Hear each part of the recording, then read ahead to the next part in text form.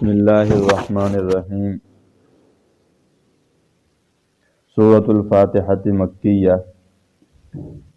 بسم اللہ الرحمن الرحیم۔ الحمد للہ رب العالمین الرحمن الرحیم مالک یوم الدین ایاک نعبد و ایاک نستعین اہدنا الصراط المستقیم صراط الذین انعمت علیہم غیر المغضوب علیہم ولا الضالین۔ الحمدللہ اب یہاں سے قرآن کریم کی پہلی سورت یعنی سورۃ الفاتحہ کا بیان شروع ہو رہا ہے، جس میں ایک رکوع ہے، 7 آیات ہیں اور 25 کلمات اور 126 حروف ہیں۔ اس سورہ مبارکہ کی تفسیر اور تشریح سے پہلے اس سورت کے کچھ مشہور نام اور ان کی خصوصیات اور اس سورت کے اہم فضائل اور اس کی خصوصیات، اس کا شان نزول اور اس کا خلاصہ بیان کیا جائے گا۔ اس سورت کے چند مشہور نام ہیں کہ قرآن کریم کی یہ ہے نہایت ہی اہم ابتدائی سورت ہے جس سے قرآن کریم کا آغاز ہوتا ہے، اس لیے اس سورت کا مشہور نام سورۃ الفاتحہ ہے۔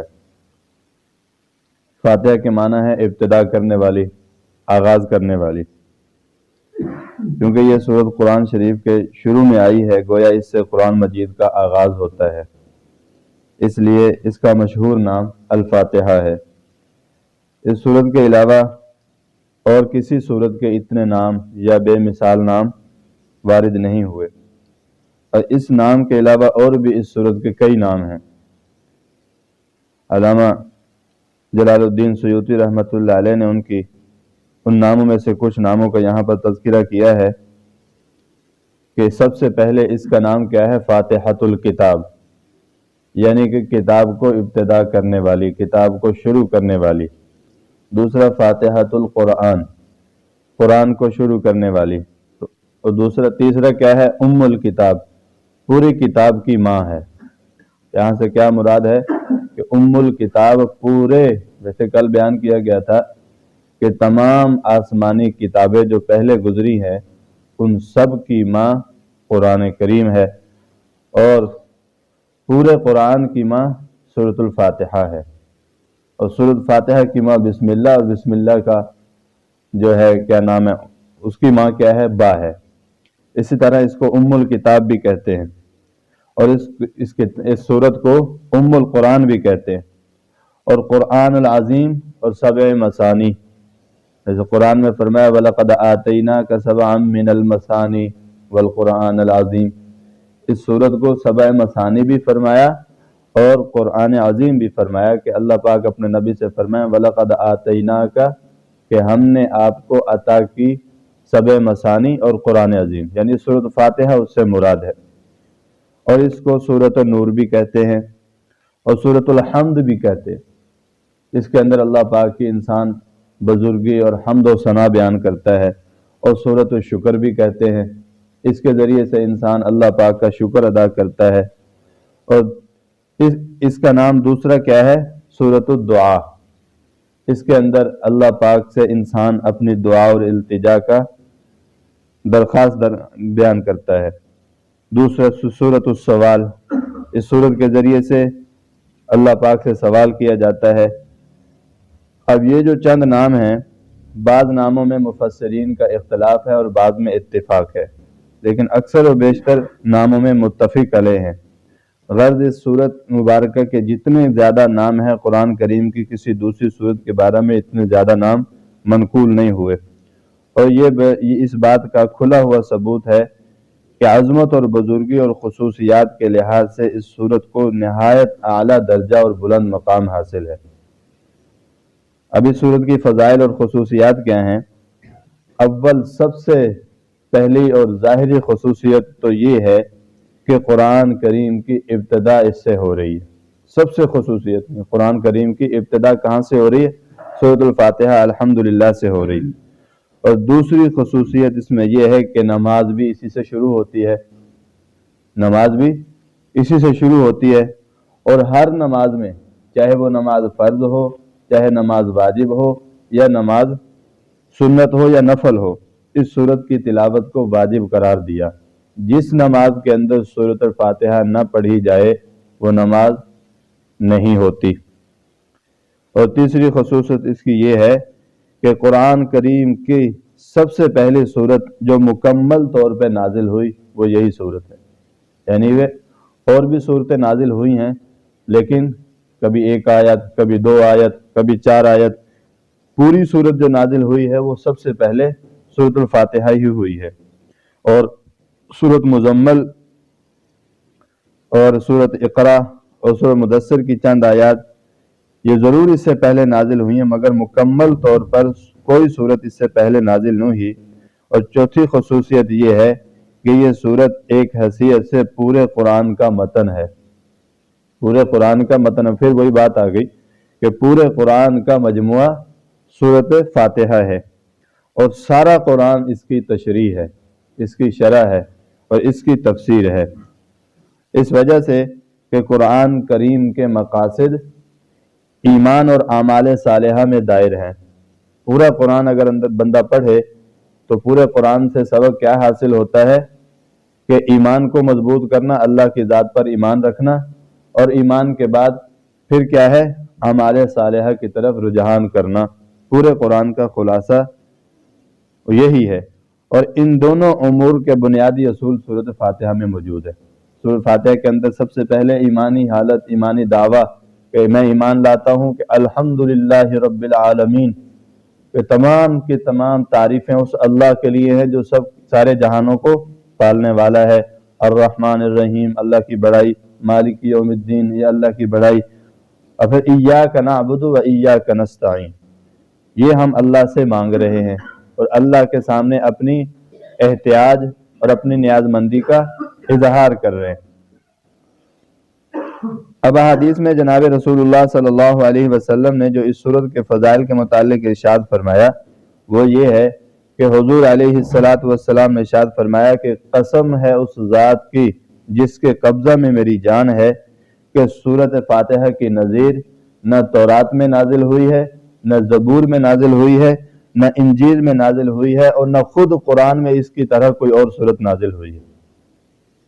اس قرآن کی عظمت اور اہمیت کو بتانے کا مقصد یہاں پر یہ ہے کہ کسی بھی آسمانی بڑی کتابوں کے اندر اس کی طرح کوئی سورت نازل نہیں ہوئی، اور جو فضیلت اور عظمت سورت فاتحہ کے اندر ہے اس کی طرح قرآن دوسری سورتوں میں بھی نہیں ہے۔ اور صحیح بخاری میں حضرت انس رضی اللہ تعالیٰ عنہ سے مروی ہے کہ رسول اللہ صلی اللہ علیہ وسلم نے فرمایا کہ قرآن کریم کی سب سورتوں میں عظیم ترین الحمدللہ رب العالمین ہے، کہ سورت الفاتحہ ہے۔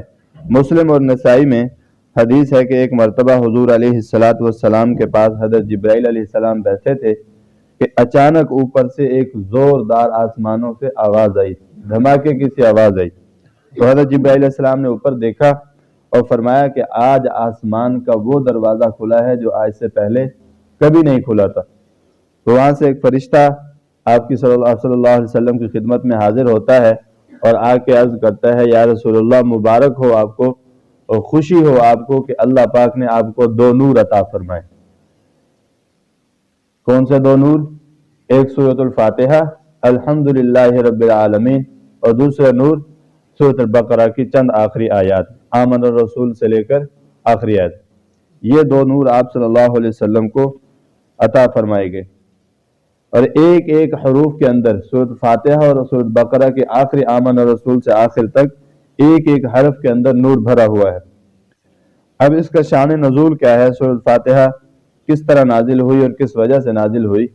تفسیر عزیزی میں حضرت شاہ عبدالعزیز صاحب محدث دہلوی رحمۃ اللہ علیہ نے اس سورت کے شان نزول کے متعلق لکھا ہے کہ شان نزول اس سورت کا اس طرح پر ہے کہ حضرت علی رضی اللہ تعالیٰ عنہ اور حضرت عبداللہ بن مسعود رضی اللہ تعالیٰ عنہ، حضرت عبداللہ بن عباس رضی اللہ تعالیٰ عنہ سے روایت ہے کہ یہ سورت مکہ معظمہ میں اتری، اور اس کے اترنے کا حال یہ ہے کہ رسول اللہ صلی اللہ علیہ وسلم نے فرمایا کہ جب میں جنگل میں جاتا تھا تو ایک آواز میرے کان میں آتی تھی اور کوئی شخص کہتا ہے یا محمد، اور میں دیکھتا تو ایک شخص جو ہے ایک تخت جو ہے سنہرے رنگ کا، وہ آسمان و زمین کے درمیان میں لٹکا ہوا ہوتا تھا، اور اس کے اندر اس کے اوپر حسین و جمیل شخص بیٹھا ہوا ہے۔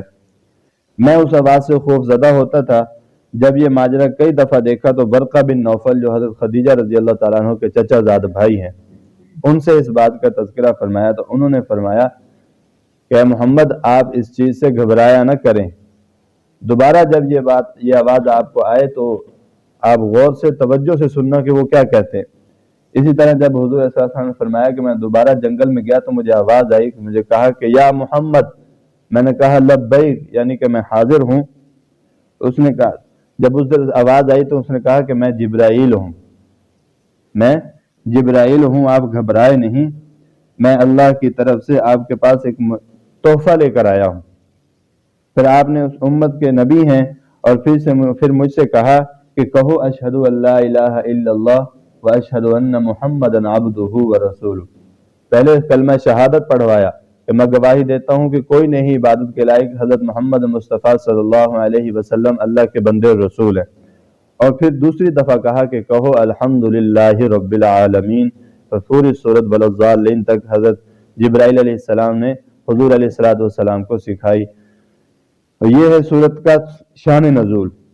اب اس کے نازل ہونے کی ترتیب اور اس کی تلاوت کرنے کی ترتیب، اگرچہ اس سورت سے قرآن کریم کا آغاز ہوتا ہے، مگر اس سے یہ نہ سمجھا جائے کہ یہ سب سے پہلے نازل ہی یہ سورت ہوئی ہے، بلکہ نازل ہونے والی جو سب سے پہلے اللہ کی طرف سے حضور علیہ السلام کے پاس جو وحی آئی ہے وہ یہ ہے کہ اقرأ بسم ربک الذی خلق، خلق الانسان من علق، اقرأ وربک الاکرم الذی علم بالقلم، علم الانسان ما لم یعلم۔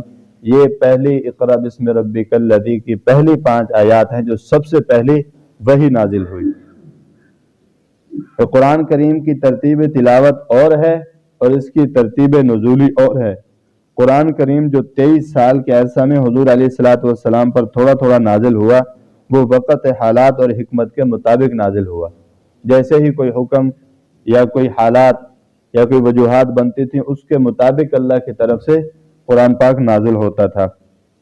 اب اس کا خلاصہ مضامین، اس سورت کا خلاصہ کیا ہے کہ یہ سورت اللہ تعالیٰ نے اپنے بندوں کے لیے تعلیم کے طور پر نازل فرمائی، کہ اللہ تعالیٰ کے بندے اس کے ذریعے سے علم حاصل فرمائیں کہ مناجات اور دعا حق تعالیٰ جل شانہ سے کیسے کرنی ہے، کہ ہم اللہ تعالیٰ سے کیسے سوال کرنا ہے، ہم نے اللہ پاک سے اپنے مسائل کیسے حل کرنے ہیں، اور اللہ کے سامنے اپنی محتاجی کا اقرار کیسے کرنا ہے۔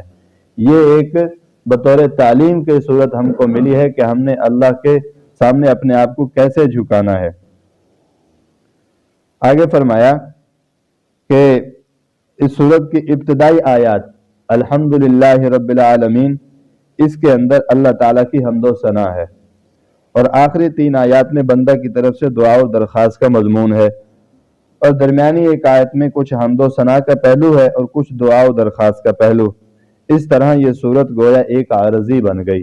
اللہ کے سامنے جو بندہ نماز کی حالت میں یا تلاوت کی حالت میں اس سورت کو پڑھتا ہے تو اللہ کے سامنے یہ بندہ اپنی بندگی اور احتیاجگی کا اظہار کرتا ہے اور اپنی طرف سے دعا کی درخواست کرتا ہے کہ بندوں کی جانب سے، اپنے شہنشاہ حقیقی کی جانب سے، کہ ایک جناب کی حضور علیہ السلام کی حدیث کا مفہوم ہے کہ اس صورت کو جس کا مسودہ خود شہنشاہ حقیقی ہے، اس کو بنانے والا اللہ پاک خود ہے، اور پھر اللہ پاک اپنے بندوں کو یہ اپنی طور سے تحفہ عطا فرماتے ہیں کہ اپنے بندوں کو عطا فرمایا، جس میں سب سے پہلے حق تعالیٰ جل شانہ کی عظمت اور جلالت کا اعتراف ہے، اور اس کے بعد اپنی ابدیت اور احتیاج کا اقرار، اور اس کے بعد اپنے مطلب کا اظہار۔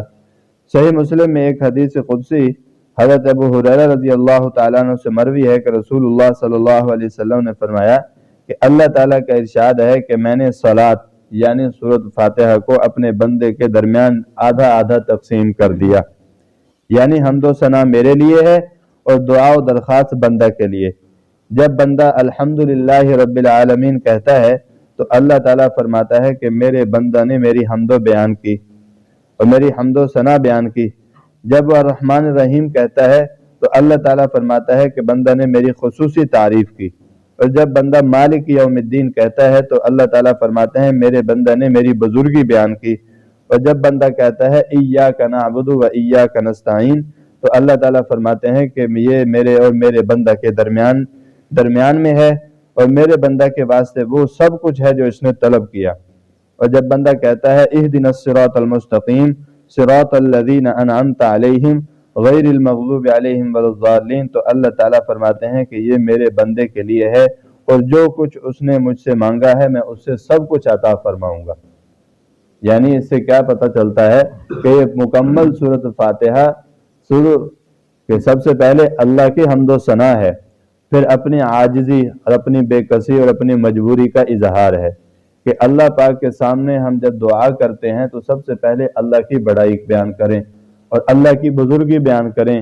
جب انسان دعا کے لیے ہاتھ اٹھاتا ہے اس کے اندر سب سے پہلے یا اللہ تو نے مجھے یہ دیا، تو نے مجھے زندگی دی، تو نے مجھے آنکھیں دی، تو نے مجھے اتنی بڑی کائنات سجا کر دی، اللہ پاک کی حمد و ثنا بیان کرے، اور پھر اپنی جو کمزوریاں ہیں، جو اپنی بے کسیاں ہیں، اپنی بیزاریاں ہیں وہ ظاہر کرے۔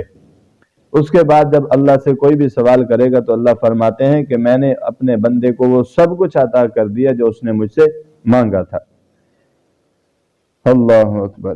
بہرحال یہ معلوم ہو گیا کہ سورۃ فاتحہ ہر پہلو سے بندہ کی ایک جو ہے عرضی ہے اور درخواست ہے جو اللہ کی بارگاہ میں پیش کرتا ہے۔